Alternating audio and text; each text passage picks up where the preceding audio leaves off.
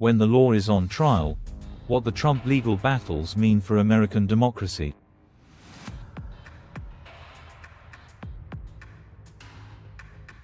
Imagine this. You're being sued unfairly, your rights are on the line, and no lawyer wants to represent you. Not because you can't pay, but because the president might retaliate against them for helping you. What happens when lawyers become targets? In today's video, we explore an unprecedented attack on the US legal system, and why it could affect your rights, your freedom, and the future of American democracy. Chapter 1: The President versus the Lawyers.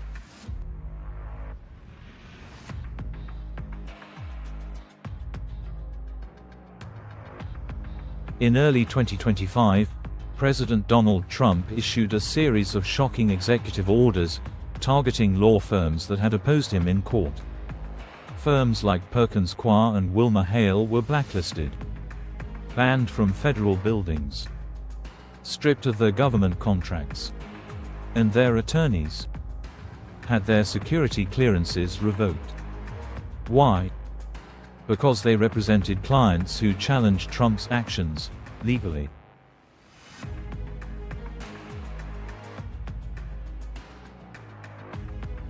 This wasn't about misconduct or malpractice. Their only crime was doing their job. Chapter 2: A constitutional crisis, freedom of speech, right to counsel. Legal experts were stunned. These orders weren't just aggressive, they were unconstitutional.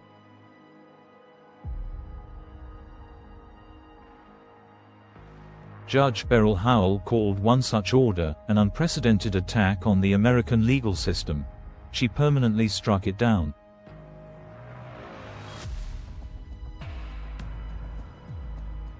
But it doesn't end there.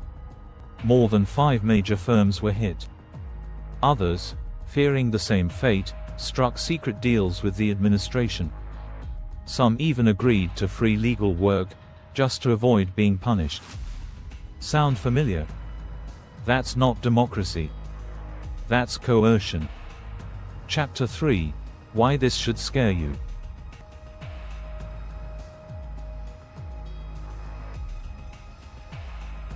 You might be wondering, why should I care? Here's why. When lawyers are afraid to take on controversial clients, everyday people lose their voice. Immigrants, protesters, whistleblowers, even you.